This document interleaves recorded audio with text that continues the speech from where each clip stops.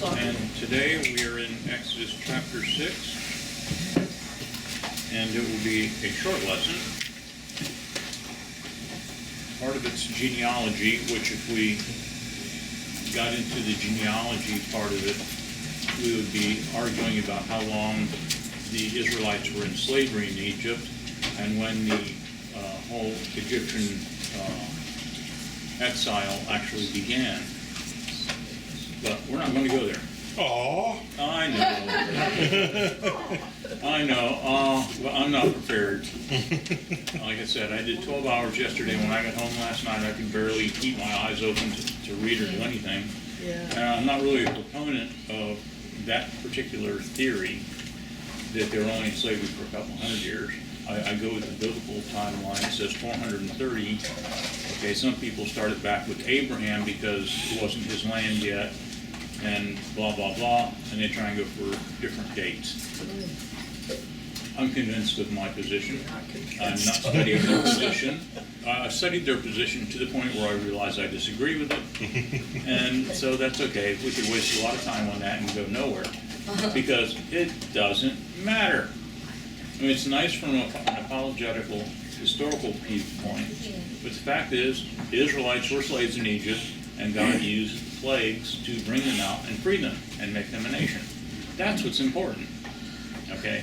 Exactly what year it happened is not really that important. In chapter 6, I'm going to point out to you something. I want you to notice how many times the phrase, I am Yahweh, occurs in this chapter. Okay? It's a significant phrase. I don't know the full extent of what it means as to why he says it the way he does, but if you're in the middle of Leviticus and you're reading through all the very specific laws that are given in the middle of Leviticus, periodically there will be a law that doesn't seem to have a reason to it, and God follows that law with, I am Yahweh. In other words, you're doing this because I said so. right. Okay, and I know better than you do. Okay, a lot of the times we don't think that God really knows better than we do, but He does. We learn the hard way. We're the hard way, you guys. Sometimes we give it lip service. And there is a time for blind obedience based upon who's giving the order. Okay, in the military, you don't get to question your superior's orders. The captain says, turn to 260 degrees, you do it. You don't go, oh, Cap, wait, I think I've got a better idea. We should go to 230 degrees. No. Off to the brig with you. Yeah. The gangplank, right? Yeah, you dismissed from your duty. But anyway, chapter 6, starting in verse 1. Then Yahweh said to Moses, now you shall see what I will do to Pharaoh. For under compulsion he will let them go, and under compulsion he will drive them out of his land. And as we talked about in previous times where it says under compulsion in the NAS, what it literally is in Hebrew is by a strong hand. In other words, I'm going to make Pharaoh do this by a strong hand, and then he by a strong hand is going to drive you out. Okay, that's the literal reading in Hebrew. God spoke further to Moses and said to him, I am Yahweh. And I appeared to Abraham, Isaac, and Jacob as God Almighty, but by my name Yahweh I did not make myself known to them. I also established my covenant with them to give them the land of Canaan, the land in which they sojourned. Furthermore, I have heard the groaning of the sons of Israel, because the Egyptians are holding them in bondage, and I have remembered my covenant. Okay. So again, what's the true heart of worship? Is when you know that God cares. Okay? Then you can truly worship Him. If He's just a God who's way out there, who doesn't care, then why bother with Him? But if He's a God who acts in history, who actually cares about His people and cares about keeping the covenant, then He's worthy of worship. And He's making a point there that I have remembered my covenant. It's not that He forgot it. Okay? The people had forgotten it. And when you look at the Exodus generation, rabbinic commentary says that there were 50 levels of sinfulness. If you hit 50, you're unsavable. They said the Israelite generation was at 49. That's how defiled by Egypt they had become. And as you watch their actions, when God delivers them, you can pretty well believe it. And you watch the 10 plagues, you watch the crossing of the Red Sea, you watch Him providing water, and every time something seems to go wrong, what happens? You're complaining. They complain and they rebel and they want to kill Moses. Why did you bring us out here just to kill us in the desert? We could have died in Egypt. Okay? It's a heart of not being submissive to the problems that God presents you with so that you can wait and see Him deliver you through them. Okay. But then we get to verse 6. Verse 6 and 7 are very important. You remember we bring these up every Passover because the 4 cups of wine at Passover are based on the verbs given in these 2 verses. I want you to know something else. Each one is preceded by I will. Yahweh's going to do it. Moses isn't going to do it. The Israelites aren't going to do it. No other God is going to do it. I, Yahweh, am going to do it. Say therefore to the sons of Israel, I am Yahweh, and I will bring you out from under the burdens of the Egyptians. That's the first cup of wine. I'll bring you out. It's a cup of sanctification or the cup of separation. Okay? And I will deliver you from their bondage. Okay? That's the cup of deliverance, based on the word deliver. I don't know. Can you make that connection there? Cup of deliverance, I will deliver you. That's a separate cup.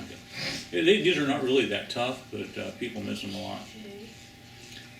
I will also redeem you with an outstretched arm and with great judgments. Okay, again, I will redeem you, the cup of redemption. And notice here he says, with an outstretched arm. When you read Isaiah 53, it says, to whom has the arm of the law of Yahweh been revealed? And the whole chapter is talking about Yeshua going to the cross and dying to pay for our sins. We talked about this in recent weeks about Yeshua is the arm of Yahweh. Okay, thus also being Yahweh. Okay. Then verse 7, I will take you from my people, and I will be your God, and ye shall know that I am Yahweh your God, who brought you out from under the burdens of the Egyptians. Again, I will take you from my people as the cup of consummation. The third cup, the cup of redemption, is the one that Yeshua lifted up after dinner at Passover and said, this is the new covenant in my blood. Because it's the cup of redemption. What's he going to do on the cross the next day? He's going to redeem the nation. Did he drink the 4th cup? No, because that's a cup of consummation, the marriage. When it becomes more than an engagement, it becomes the reality. He says, I won't drink that cup with you until I drink it anew with you in the kingdom. So the first 3 cups are fulfilled. Okay, the 4th cup is what we're waiting for. And of course, being the season of first fruits and all, we talk a lot about the resurrection and the second coming, and that's what we're waiting for. That's our real hope in this world, not the temporal life that we can see now. We're waiting in faith and hope for that which is unseen, not that which is seen.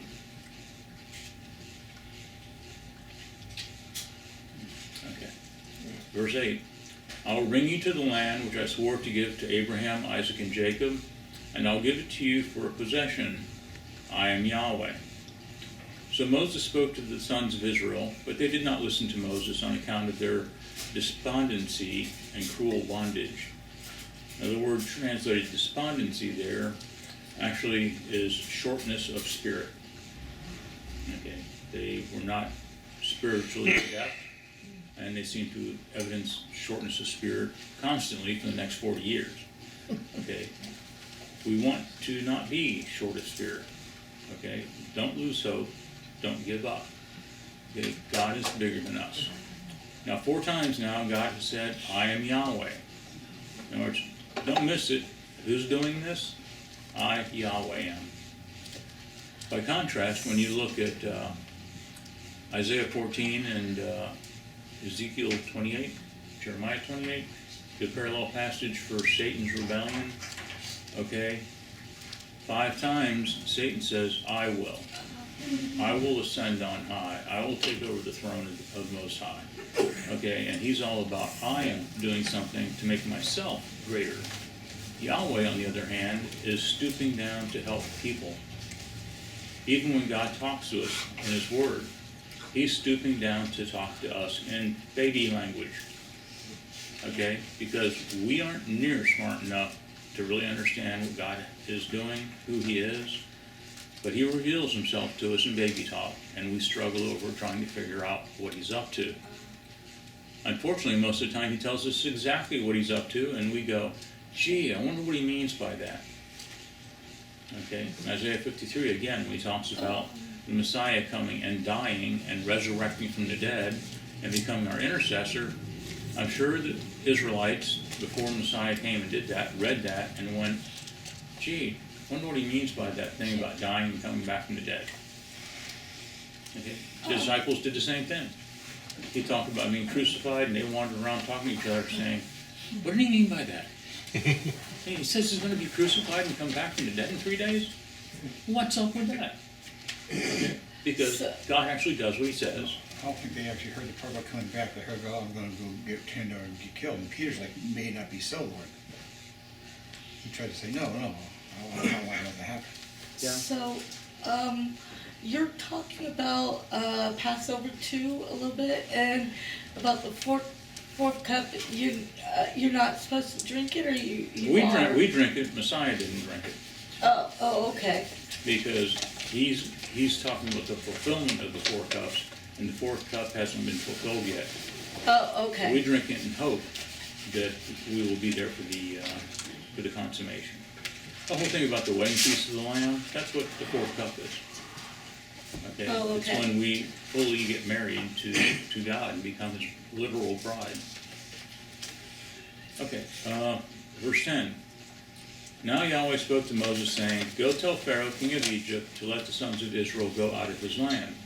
But Moses spoke before Yahweh, saying, behold, the sons of Israel have not listened to me.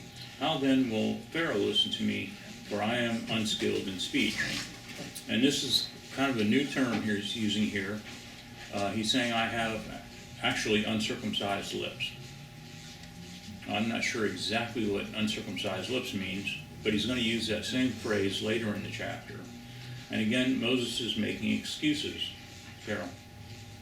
To me, uncircumcised lips would mean that you're not following the law. You're saying things you shouldn't be saying. It could mean that. My not footnote, but right next to it, it says the same thing. It says sealed in italics. Sealed? S-E-A-L-E-D. Yeah, not like the animal. So anyway, again, Moses is making excuses because he's, as we looked in previous chapters, he's asking, who am I? And he's nobody. He really doesn't matter. God is the one that matters, which is why in this chapter, constantly, God is saying, I am Yahweh. I'm the one who's doing this. Well, to consider, it's talking about going to Pharaoh, speaking to Pharaoh, the sealed lips. I didn't hear that part ever before, but, the babbling tongue or the stuttering, that's what I always heard. But, Well, that's the excuse he gives in chapter 3. yeah, sealed lips, because before Pharaoh, you're going for the power, the king of the world. You want to tell him, command him to, God says, he's scared of the idea of doing it. You just feel like he would not be able to speak. The words would be sealed, his lips would be sealed before the Pharaoh would not be able to say the words. That's a possibility. One of the things I have noticed in human characteristics is that people will grouse about problems they have to people who can't do anything about it, instead of going to the person who can do something about it. Okay, and this is always a problem in relationships, because all you do is spread negativity and you don't get an answer to your problem. And you think about it, at work, people don't like something. Do they go to the main boss and tell them? No. They just, they nag to everybody else. Again, one of the lessons I've learned is don't bother talking to the people who can't solve it. Go straight to the guy who has the power. Well, in this case, who has the power? Well, Pharaoh. Okay, so God is going to send Moses straight to Pharaoh He's not going to tell him to go grouse among the other people, okay?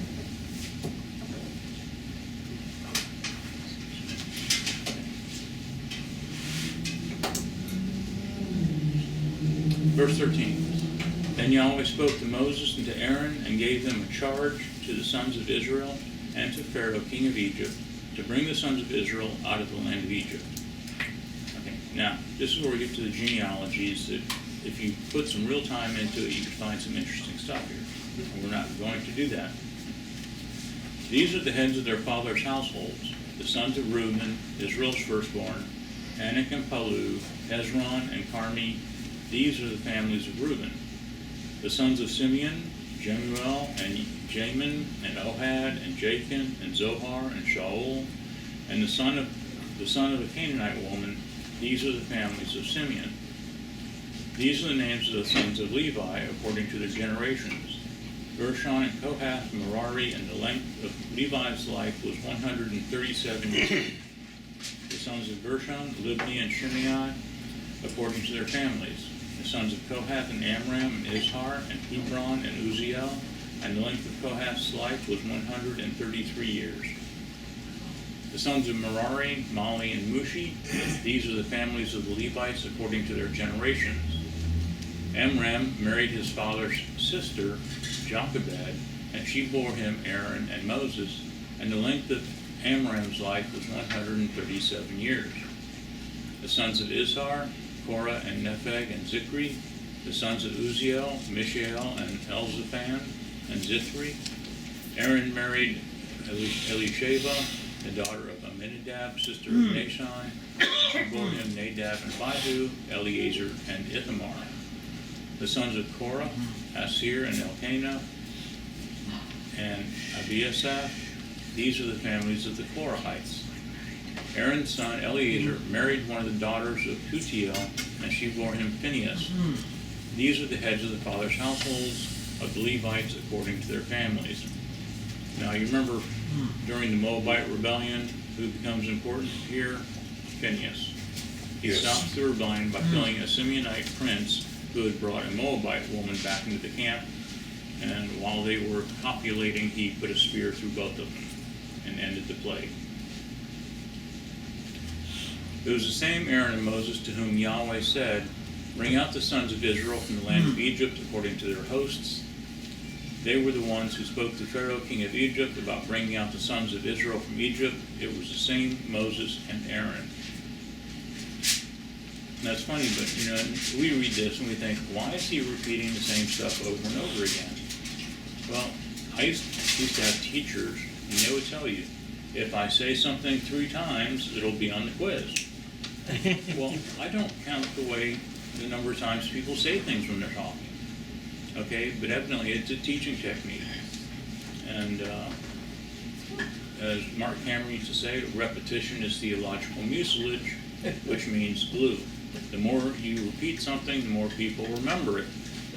Okay, so evidently the writer of Exodus wanted us to remember these things. Verse 28. Now it came about on the day when Yahweh spoke to Moses in the land of Egypt, that Yahweh spoke to Moses, saying, I am Yahweh. Speak to Pharaoh, king of Egypt, all that I speak to you. But Moses said before Yahweh, Behold, I am unskilled in speech, and how then will Pharaoh listen to me? So, again, Yahweh is emphasizing, do this because I said so, not because you can see an outcome to it. Do it because I told you. Okay. And that's the reason for some things we do. You don't have to see the outcome to be obedient. He's rebelling. When you're dealing with people in rebellion or church discipline, things like that, some people will say, oh no, don't actually exclude them, because then they'll go away and won't come back. Okay? You need to pussyfoot around the issue and be nice and make them feel good, and then they'll hang in. But that's not God's method of doing it. Okay? You look to be obedient according to what God says, not according to what you can see as the outcome. We like to play all kinds of psychological games and compromise things. And compromise has been the biggest problem in church history, in fact, in Israeli history, compromising with falsehood. Okay? Well, it's not really a bad practice. I mean, those Easter eggs are okay. Those eggs aren't gonna hurt anybody, are they? And then they found a way to put one on the Seder plate. Okay? One of the first things that happened back when I first became Messianic, was we had our first Passover Seder, and we were going through all the elements of the Passover. And it's funny because the week before, the rabbi had been railing against how the church was using Easter eggs. And I said, well, how come there's an egg on the Seder plate? Ouch. Well, that egg crawled onto the plate and has absolutely no business being there. Okay? And one of the first things that I was noted for, I was the guy who kicked the egg off the Seder plate. Yay. Yeah. That's why I thought it was odd to see it on that plate. So did I. I know some Couldn't figure out what some was there. Messianic people do that, and I don't know. It's kind of weird. It's because it's tradition. Some people try and conform to Jewish tradition, whether it has any validity or not, because they want to They want to try to appease be the Jewish. Jews. Okay? They want to try and attract the Jews to the faith by embracing the Jewish ways and then, and adding Yeshua to I everything disagree they're with already doing. Okay.